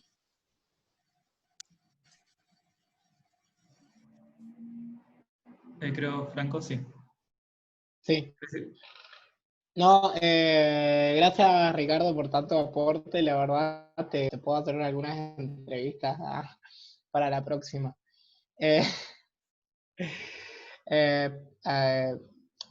Claro, volviendo, hay cosas bastante interesantes que dijiste, este punto este punto tan importante que es como el antes y el después de toda la militancia desde el inicio de nuestro mundo hasta ahora, con la Federación Argentina LGBT, hasta el espacio en donde estoy yo, que es la Liga LGTBIQ de las provincias, que también se podría decir que es como unitarios y federales. de los putos y de otras identidades. En ese sentido, el visibilizarse en ese punto, en ese contexto entre los 60 y los 70, creo que era justamente lo más revolucionario, en mostrar la identidad o mostrarse y decirse y nombrarse como homosexual, generaba generaba un montón de discusiones, tanto en ámbitos privados como en los ámbitos públicos. Después de la dictadura, obviamente, ese discurso y esas discusiones desaparecen, pero desaparecen. Y ahí es donde la dictadura a Carlos Jáuregui, el boludo un besito, el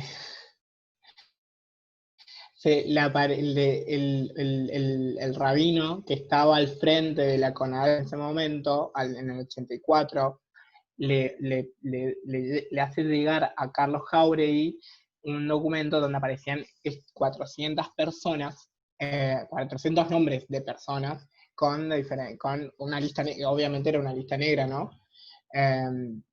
Y como toda lista negra aparecían nombres y aparecían por qué estaban detenidos, o por qué detenidos, y por qué, y presunción de homosexualidad, presunción de homosexualidad, travestismo, se le ve con personas del mismo sexo todo el tiempo. Esas eran las tipificaciones en las que aparecían estos 400, que justamente se habla de 30.400, ese 400 en colores de la diversidad.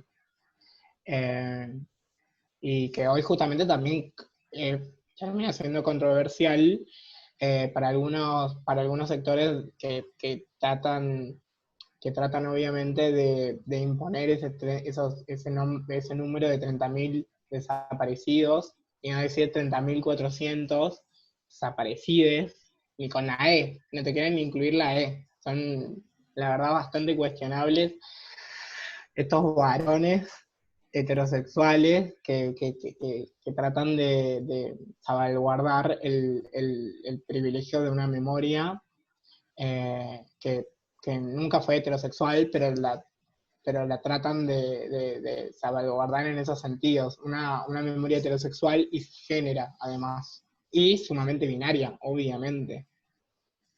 Y nada. Hay muchos que critican eso, que esa fue una concesión de Alfonsín a la Iglesia Católica. No, Sí. no, bueno. Le estamos spoileando todo porque ya tenemos los 80 otra vez. Ya tenemos los 80 para hablar de eso, ya vamos a hablar, Sí, digamos, bueno, perdón. Sí. No, porque las tensiones, digamos, que hay entre organismos de derechos humanos en los 80 y movimientos, eso es muy interesante. Es muy interesante ver ahí los retos. Sí. Una cosa que quería comentar. Yo digo, ya le variaron mucho a Jáuregui, déjenme recuperarlo un poco para que quede bien. Situemos, ¿no? Obviamente no es lo mismo militar con Perlonger, no digo digamos por ustedes, estoy diciendo no es lo mismo estar con Perlonger en los 60, 70, hay una opción que es la lucha armada, que es importante también lo que decía Ricardo de situar también al lado a Chile, que el proyecto está interesante, ese proyecto de socialismo por la vía democrática, único aparte, único en el mundo, que Jáuregui post-dictadura, porque también recordemos que post-dictadura no teníamos la cosa de no haber más dictadura. Post-dictadura había el miedo de que enseguida viene otra, digamos. Entonces es como que no, y la lucha armada estaba descartadísima aparte en ese momento.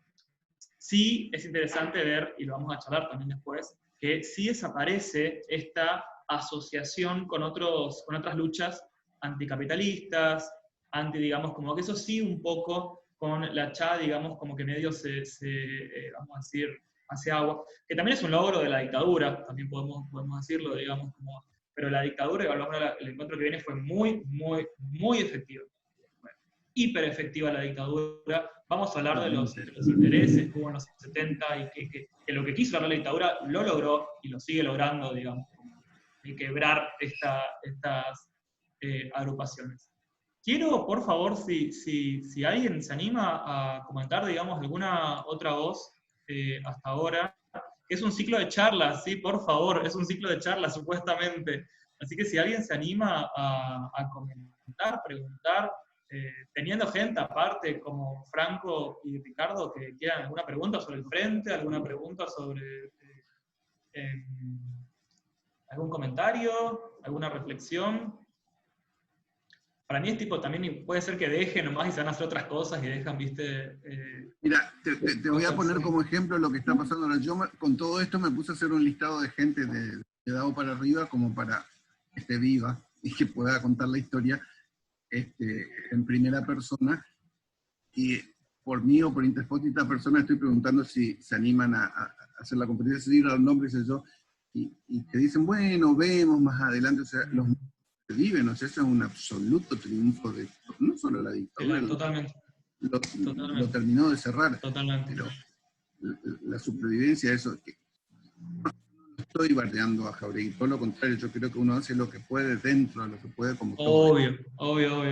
No, digo, Claro. que no quedemos, digo, que no demos esta cosa pero es verdad, digamos, como también desde ahora, ¿no? Ahora se recuperó Perlonger también. Fue muy hace poco se recuperó la figura de Perlonger. Claro. Fue totalmente contestativa. A ver, otra cosa donde dijimos, tenía un carácter de mierda Perlonger. Eso sí, un carácter de mierda, digamos, como que era red digo, era muy difícil generar alianzas en ese momento. Otra cosa también del Frente de Liberación que fue interesante es que no era que se juntaban un día todo el grupo, sino que era re nómade todo. Era bueno cuando no se conocían entre todos, digamos, como se conocían entre 5 o 6, era muy medio como, funcionaba medio como montoneros, digamos, esto de medio clandestino, ¿viste? Como, sí. La clandestinidad manejó, los encuentros clandestinos manejaron totalmente esa línea, digamos. O sea, había digo chabones porque eran en general varones. claro. Y en ese sentido siempre se juntaban entre las agrupaciones y se mandaban cartas. Y, por ejemplo, cuando empiezan a organizar la revista Somos, también tenían esa dinámica de la clandestinidad. Tenían esa cosa de, obviamente, de manera manuscrita, y hacían 50 copias y se pasaban, no sé, se juntaban en esas teteras y repartían. Y de manera anónima, de manera clandestina, muy por debajo de todo, muy silencioso todo. Por eso es como...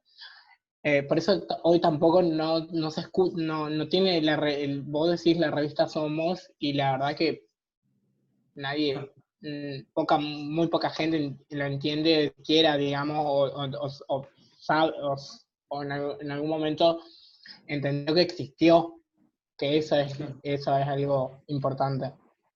En relación a eso ahí, por eso la foto esta, ¿no? Esta foto era para un Sí. medio.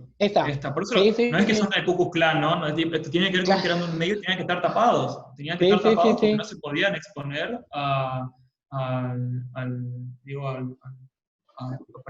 que es diferente a la lógica de Jáuregui, es lo contrario. La lógica de Jáuregui es visibilidad, tenemos que usar los medios. Acá, digamos, otra es clandestinidad, también es lo que permite, ¿no? Ahí podemos hacer comparaciones, ¿no? Una clandestinidad y acciones, digamos, políticas tienen con la fuerza, con el panfleto también había mucho de eso, digamos, de colgar carteles en la... podemos decir, no sé, como acción poética, pero bien, digamos. Pero como esas eran muchas las formas de activismo. Ahí hay una pregunta re interesante, Lu. Claro, va por ahí. ¿Qué pasaba en Resistencia? Yo iba en el Nordeste en esta época, en los 60. Nada. No tengo idea. No, Hago tengo mea Las culpa. capitales eran pueblos sin asfaltar en ese momento, en los 60. Bueno, te olvides que la Claro, ciudad vino en los 70. Yo viví en los 60 en Posadas, pero claro. eran ciudades que las 4 cuadras alrededor de la plaza estaban asfaltadas. O sea, después de los 70 viene la evolución de muchas cosas. Es muy interesante lo que vos marcás del tema de la clandestinidad y la visibilidad. Es un acierto de Jauregui. O sea, poner en el tapete es la mejor manera. Yo siempre digo que para esconder algo hay que ponerlo lo más visible posible. Y a los que militaban, vos no te olvides, por lo que cuentan los de aquella época, del Partido Comunista, los que así como a Longer, creo que también, los echaban del Partido Comunista. Los echaban, o sea, pero así tipo con juicios, ¿cómo se llama? Morales cristianos. Así,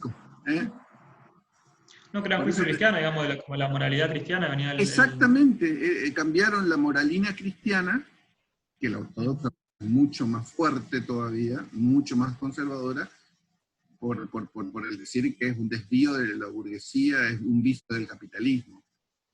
Claro, claro. Pues lo mantuvo. Y ese es un tema interesante. De la izquierda está re interesante eso. El discurso stalinista va a ser que es uno de los vicios de la burguesía, como algo burgués. Una cosa con respecto a qué pasaba acá. Corrientes no sé, sí, Corrientes no sé. Pero nosotros recordemos que en el 57, Chaco es provincia en el 51, y en el 57 estaba todo el proceso de reorganización provincial. Ahí está mi trabajo, digamos, no puedo aportar. Está todo el proceso de organización, digamos, y formación cultural del Chaco. O sea, la discusión acá es otra también. Es como, a ver, tampoco sea que se habilita públicamente la discusión, digamos, pero en lo que está, esto que decía Ricardo, digamos, como hay un proceso de formación como provincia, digamos, como que está en esa. Yo creo que sí es interesante acá hablar, Ricardo, de los vínculos que se están estableciendo entre Corrientes, Chaco, Buenos Aires, bueno, Misiones, como Nordeste, y Buenos Aires, como Buenos Aires era un poco el lugar de encuentro, la meca, como que como ahora, ¿no? Que posibilitaba, digamos, el contacto con estas cosas. Porque la política del frente, era eso también hay que decirlo, la política del frente era porteña. Como, había creo que algunos vínculos, eso me puede decir Franco, digamos, con otras provincias, creo que no sé si con Córdoba o Santa Fe había vínculos diferentes. Con lo del tren, viste que estaba toda que se unía Capital, Rosario, era esa línea productiva, que tiene relación obviamente con la productividad y con el avance económico, digamos. Y esa era la línea de circulación de estas personas también. Claro. Y yo no sé, esto sería re interesante porque Corrientes sí ya es metrópolis, o sea, Corrientes sí es una ciudad vieja, como que ya ciudad o provincia de Corrientes tiene una historia política mucho más vieja que la del Chaco, digamos, no era territorio. Ahí sí capaz es interesante. También nada, no podemos pensar en Nordeste sin pensar en la influencia fuerte de la Iglesia Católica acá, digamos, como... eso sí, digamos, como... Sí, pero vos no te olvides que Corrientes tenía una política aislacionista, o sea, si bien viene la Asunción, el puente recién, el general Belgrano en el 73 la inaugura. Eso, bien, eso tenemos que decirlo. Estaba aislada y tenían como política, como excusa de que no nos invadan desde afuera, ni los brasileños ni los paraguayos, no construir vínculos con el resto de América. Nosotros, como ahora con el coronavirus. Claro, claro, como ahora con es histórico. ¿Cómo le dicen a Goya? La Petite Paris, no es la Petite Charaday. Ellos se consideraban otra cosa, se consideran otra cosa. Bueno, tampoco, ¿no? Que hay correntines en la sala también que pueden salir a la defensa. Les queremos, muchas gracias. Lo siento. Muchas gracias. Tienen más opción vegana, los queremos por eso, porque en Corrientes tienen más opción vegana. No, tienen muchas cosas, pero no puede negar su política aislacionista, intereses de las clases sociales dominantes. O sea, siempre actuaron así. Sí, tiene una historia, es eso, más allá de eso, es diferente la historia política del Chaco con la historia política de Corrientes, con la historia política de Misiones, son diferentes, así como y es re interesante ver las diferencias. Yo levanté la Lo que mano, dice, ¿no? No sé si lo pudiste. ni veo, no, no, perdón, si no, Pregunté por sí, las dudas. Benja. Hola, Anfitrión, hasta luego. Benja. Hola, Zeta, ¿cómo estás? ¿Ustedes me ven bien? Sí, Me veo muy blanco, perdón por eso. va. Bueno, no, un ¡Qué comentario cura! porque me quedó, me quedó por ahí resonando este pseudo por ahí reclamo que hiciste, Zeta, en un momento cuando hablaste del peronismo, del Sí, momento en el que surgió la organización como justamente eso, como organización política con todas las letras, que por eso lo tomo como el primer momento en el que nuestras identidades, además de ser políticas, que sabemos que lo son y lo fueron siempre, en ese momento fueron politizadas abiertamente, claro. ya con la pintada de las letras, que muchas veces no se... las letras decir algo, Claro. y participando en las marchas, encolumnado tal vez cerca de lo que podría ser un peronismo, pero sin contar con ese apoyo que vos lo Claro. señalaste y lo Bueno, reclamaste. Está bien que así sea. ahí te quiero contar que para el próximo, que inicia porque no llegamos a la llegada de Perón, a las elecciones de Cámpora y la llegada de Perón del exilio, que ahí aparecen cosas bastante interesantes y ahí vuelvo a mi reclamo de los peronistas. Es que está bueno porque Em, por ahí lo que yo sí, sí. estaba reflexionando, No, no, te escucho, de hecho. había reflexionado sobre esto, ¿no? Fue como un momento en el que se politizaron identidades de una manera organizada y cómo eso pasa a jugar de manera explícita también en la calle, en las marchas, por ejemplo, con ya las banderas del frente. Ahora, está bueno pensar en esto, está bueno pensar por qué en ese momento no surgió la alianza. Y yo siento que para estas reflexiones nos puede llegar a servir pensarlo en clave hegemonía. Y la verdad es que nuestras identidades y estos movimientos particulares que empezaron a surgir en este momento, entran al escenario de lo político de una manera ya explícita y eso hace que la hegemonía del momento, sea que es el peronismo o el kirchnerismo, tome o no lo tome como una manera para mantenerse en la hegemonía. La Claro, hegemonía peronista y hoy kirchnerista y peronista sirvió muchísimo con este camino con este camino del progresismo y siento que nosotros, y como el feminismo y los feminismos, hemos sabido aprovechar esos movimientos. Pero no hay que dejar de verlo como eso, como una clase, por ejemplo, política o un sector que pretende gobernar y que toma o no toma elementos de lo político para establecerse y mantenerse en la hegemonía. claro. No funcionaba, tal vez en ese momento éramos muy minoría, tal vez en ese momento no vendía, no le generaba votos y no servía. Claro, Y tal vez, éramos igual. de hecho, los procesos de acumulación política que han llevado a nuestros movimientos, ha llevado a que hoy el presidente utilice el lenguaje inclusivo y tengamos un ministerio de Claro. géneros. Bueno, eso habla de un Totalmente. proceso que es de acumulación Y política. también, No habla de la estabilidad Y yo peronista, te, de también, yo nada. Habla de que el peronismo ha sabido aprovechar eso, y está bien, porque de eso se trata obvio, la política, de un juego y de obvio, relación, obvio. hasta llegar a ciertos momentos en donde nos asentamos. En este momento podemos decir que se están asentando procesos que han comenzado, bien como decís vos, ahí. Entonces, está bueno verlo tal vez con esa perspectiva, porque si no, sí, nos vamos a seguir enojando mucho. Sí, sí, Sí, sí, yo agregaría, está, Benja, que coincido, que hay que mirarlo en clave, nuevamente, clave mundial. Así como fijamos el primer peronismo, digamos que ningún gobierno en el mundial, digamos, tenía política a favor de nuestra población. Pasa lo mismo en los 60, digamos, como ya lo vimos, acá lo estamos viendo en Estados Unidos, que ningún sobre todo en América Latina, digamos, cuando no había ningún gobierno, porque no está pasando todavía de esa lógica de la hegemonía. Ahí es que está bueno el trabajo de Jáuregui en todo caso. Tampoco eso guarda también con esto de Jáuregui y Perlonja, ¿no? Como Claro. son las figuras visibilizadas que no por casualidad son varones de clase media blancos también, digamos. Como hay que... Y hablando de eso, lo último, me siento en el meme de este que dice, ¿qué pasa con el aborto? 4 varones se juntan a hablar sobre, por favor, quiero escuchar más voces, porque si no somos 4 cisvarones más allá de que maricas, hablando de... 3 muy blancos aparte. Sí, y yo la A minoría. Franco, Y yo la minoría. a Franco lo tenemos para mostrarnos inclusivos. Van a cagar blanca. Perdón. Callaste blanca. No, es tipo el cuadrito de Estados Unidos, que está uno, ¿viste? Están todos los blancos y uno para mostrarnos.